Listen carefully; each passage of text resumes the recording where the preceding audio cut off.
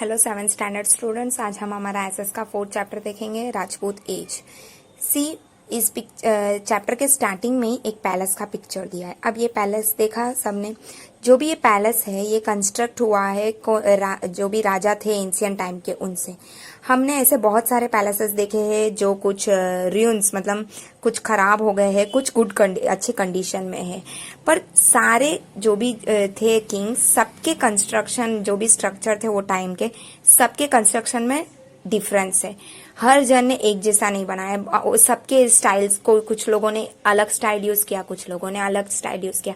ऐसे बहुत कुछ अलग अलग चीजें हमें देखने को मिलती है पुराने टाइम के।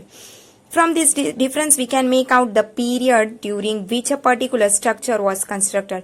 और इस जो भी डिफरेंस है इससे हम इजीली बता सकते हैं कि ये कौन से टाइम का है, वो टाइम जो भी पीरियड कौन सा टाइम का वो था जब ये मॉन्यूमेंट बना। जो भी मॉन्यूमेंट राजपूत एज के टाइम पे बना था वो आज भी हम देख सकते हैं। और भी बहुत सारे इंडियन डायनेस्टीज थे वो टाइम के, वो हम इस चैप्टर में देखेंगे। सी इस मैप में दिया है कि इंडिया में राजपूत एज के टाइम का ये मैप देखो, यहाँ पे दिया है राजपूत एज का। राइज ऑफ न्यू डायनेस्टीज, कैसे नए नए डायनेस्टीज स्टार्ट हुए। After the death of emperor Harshvardhan in the middle of 7th century CE, many feudal chieftains and landlords declared themselves to be independent and founded new dynasties। जैसे ही emperor Harshvardhan की death हुई 7th century CE में, बहुत सारे जो landlords, जमींदार जो थे वो लोग, और जो भी चिफ्टैन्स थे वो लोग अपने छोटे छोटे इंडिपेंडेंट अलग अलग डायनेस्टीज बनाने लगे कि हम अलग से इंडिपेंडेंट रहेंगे। ऐसे वो लोग ने अलग अलग डायनेस्टीज बनाए। Many dynasties came into existence. The main dynasties ruling North India were, बहुत सारे डायनेस्टीज ऐसे आए, और जो नॉर्थ इंडिया में जो डायनेस्टीज आए वो कौन से थे?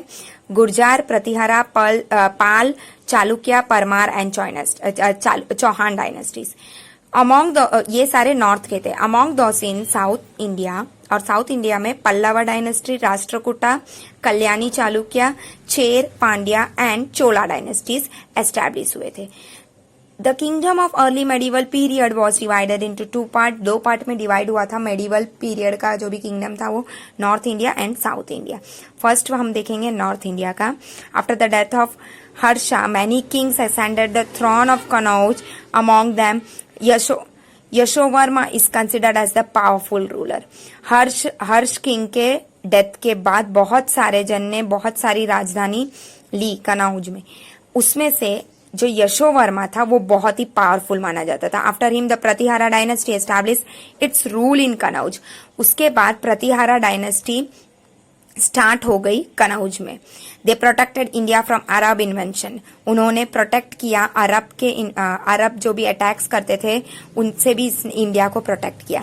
Mihir Bhoj, who was also known as Bhoj, was the most powerful ruler of his dynasty। और यशोवर्मा जो थे उनके डायनेस्टी के जो बहुत ही पावरफुल कौन था? मिहिर भोज था, यही पावरफुल रूलर था इस डायनेस्टी का। He fought many battles with the Rashtrakutas during this region. We will learn about Rashtrakutas later. ये इनके टाइम पे राष्ट्रकूटास के साथ ये मिहिर भोज ने बहुत सारी लड़ाई की थी। हम राष्ट्रकूटास के बारे में बाद में पढ़ेंगे। The Parmar dynasty rule Malwa. Parmar dynasty कहाँ रूल कर रहा था? Malwa. Ujjain and Dhar Nagari were the two main cities of Malwa. Ujjain और धार नगरी जो था वो मेन सिटी था मालवा का। धार नगरी जो है वो धार डिस्ट्रिक्ट मध्य प्रदेश जो अभी है वो नाम से जाना जाता है अभी। King Munj and King Bhoj of Parma dynasty were not only good rulers but also good poets।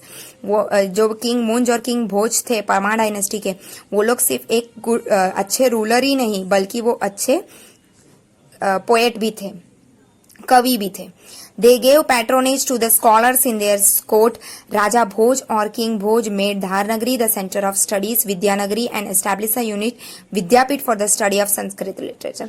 अब वो इतने स्टडी किए थे तो उन्होंने ये जो इनका धारनगरी जगह है उसे एक सेंटर ऑफ स्टडीज विद्यानगरी बना दिया और एक यूनिवर्सिटी एस्टैब्लिश किया विद्यापीठ नाम से संस्कृत लिटरेचर के लिए।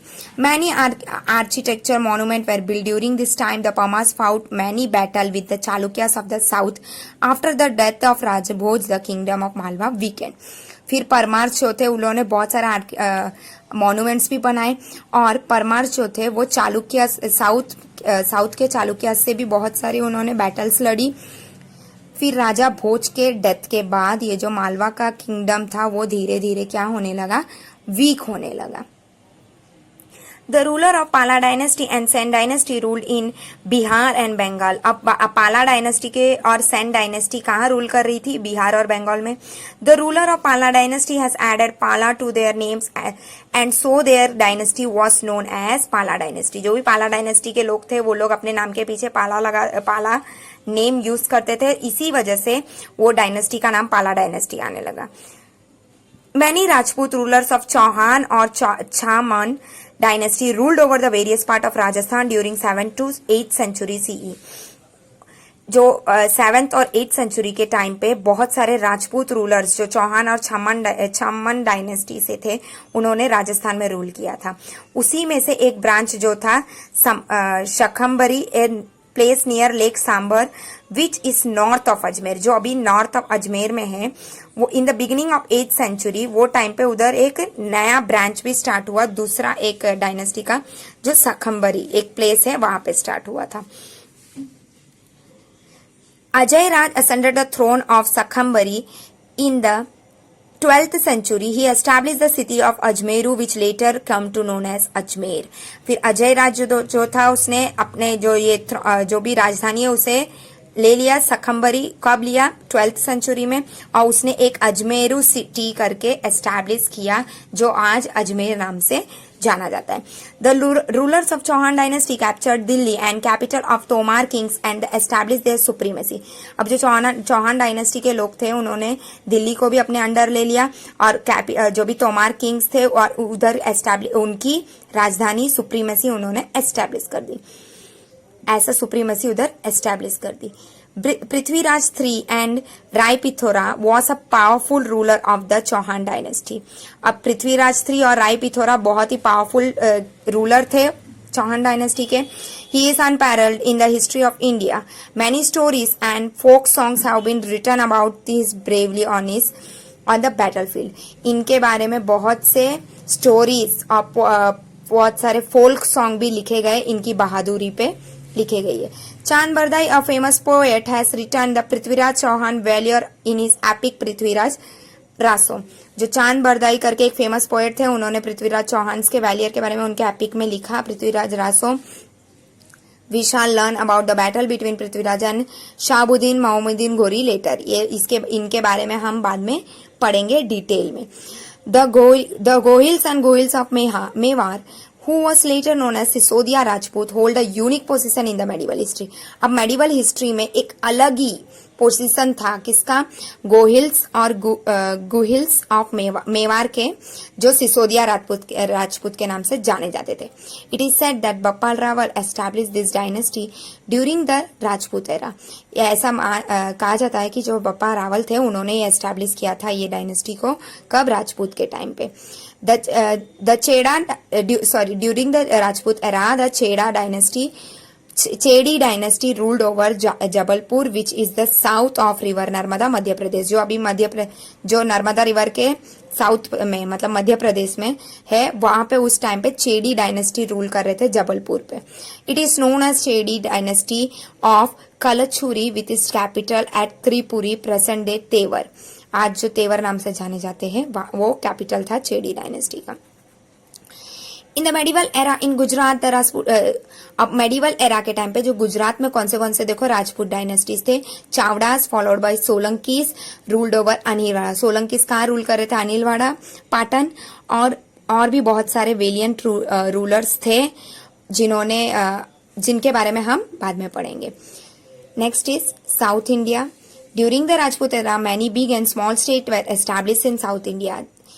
राजपूत एरा के टाइम पे बहुत से बड़े छोटे अलग अलग स्टेट्स एस्टैब्लिश हुए न्यू साउथ इंडिया में। After the demise of Pulakeshi II, his vast empire disintegrated into smaller states. जैसे ही पुलकेशी II का डेथ हुआ, मतलब डिस्ट्रॉय हो गए वो, उनका एम्पायर भी क्या हो गया, धीरे धीरे नष्ट हो गया, बहुत सारे छोटे छोटे स्टेट्स में वो बिखर गया। The reason of many ruler of Chalukya dynasty is noteworthy. The kingdom of the Pallava and Chola dynasty are also included in the state of South India. अब साउथ इंडिया के स्टेट्स में कौन से पल्लवा और चोला डायनेस्टी के किंगडम भी आते हैं. Narasimhavarman was the strongest ruler of Pallava dynasty. अब पल्लवा डायनेस्टी का कौन था स्ट्रॉन्ग रूलर? नरसिंहवर्मा. जो emperor of this dynasty were lover of arts and literature.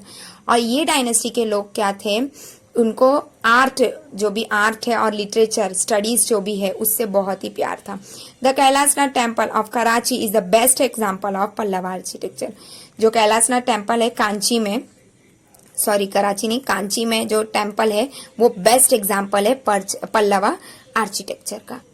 अब जो ये चोला डायनेस्टी थे उन्होंने भी रूल किया था साउथ में. तंजौर उनका कैपिटल था. जो भी रूलर्स थे चोला डायनेस्टी के, उन अटैक हुआ Ceylon and annex many territories.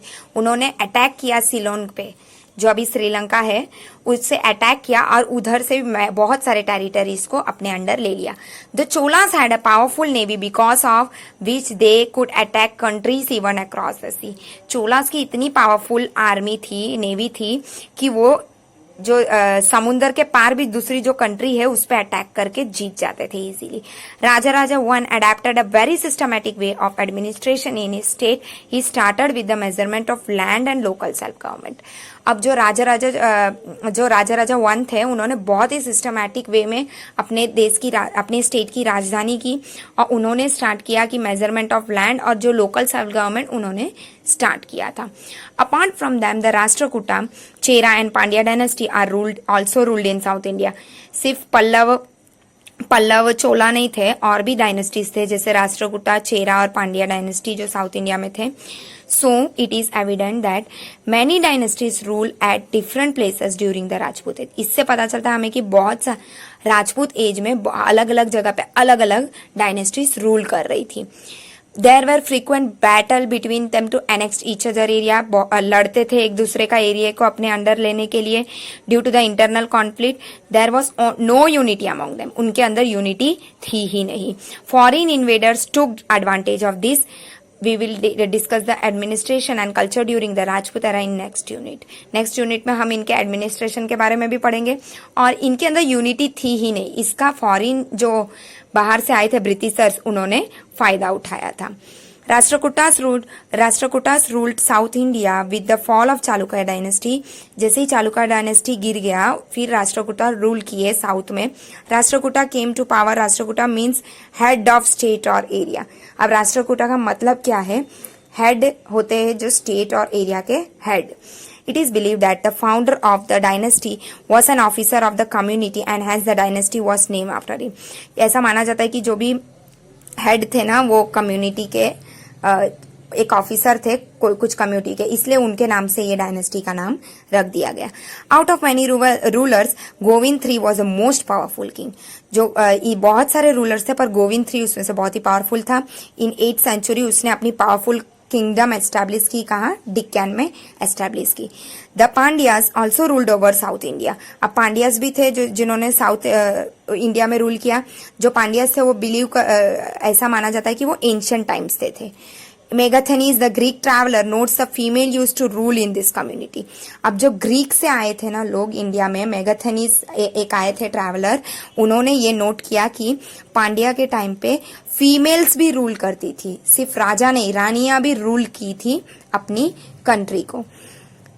The inscription of Emperor Ashoka was also contained reference to the Pandyas. अब जो अशोका एम्परर थे उनके जो भी इंस्क्रिप्शन थे उसमें भी पांड्यास के कुछ भी हमें डिटेल्स रेफरेंस मिल रहे हैं. The Pandyas ruled in present day. Pandyas कहाँ रूल किए थे? जो आज कौन से नाम से जाना जाता है? Madurai and Tirunelveli in Tamil Nadu. Cheras ruled over south India. फिर चेरा इज नाउ एज केरला. चेरा है वो आज केरला के नाम से जाना जाता है. इन ancient time Kerala was the part of Tamil state. Later on Kerala और मलयालम स्टेट सेपरेटेड. पहले तो केरला भी तमिलनाडु का ही एक पार्ट था. केरला जो है वो तमिल का स्टेट था, पर धीरे धीरे क्या हुआ फिर केरला को मलयालम स्टेट करके सेपरेट कर दिया गया. केपलपुत्रा राजेश mention in the inscription of Ashoka. Athan II was the first strong ruler of this dynasty. Athan two था पहला स्ट्रॉन्ग रूलर इस डायनेस्टी का। Cheran Senguttuvan was the powerful ruler of this dynasty. और चेरन सेतुंगवान कौन थे? पावरफुल रूलर थे इस डायनेस्टी के। Next is proud of Rajput rulers. क्या प्राइड ऑफ राजपूत रूलर्स, क्या थी उनकी शान?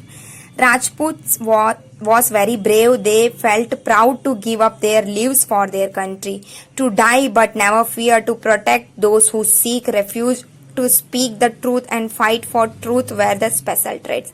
अब ये जो राजपूत थे उनकी क्या शान थी? जो राजपूत थे वो बहुत ही बहादुर थे और वो इतने मतलब उनको ऐसा था कि वो अपने गर्व से ना अपनी जान भी दे देते थे अपनी कंट्री के लिए, अपने देश के लिए जान भी हाजिर है ऐसे कहते थे।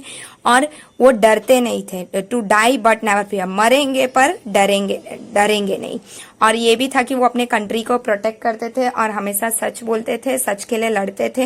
ये उनकी स्पेशल ट्राइट्स थी। Rajput women, Rajputani were known for their chastity and fearlessness. अब जो राजपूत वुमेन थी, राजपूतानी जो भी थी, उनको चेसिस थी और फियरलेसनेस के नाम से जाने, मतलब उनके लिए जाने जाते कि डरती नहीं थी वो। They send their husband, son and brother through the battlefield with a smiling face. वो हंसते हंसते अपने हस्बैंड हो या बेटा हो या भाई हो, जंग के मैदान में हंसते हंसते विदा कर देती थी।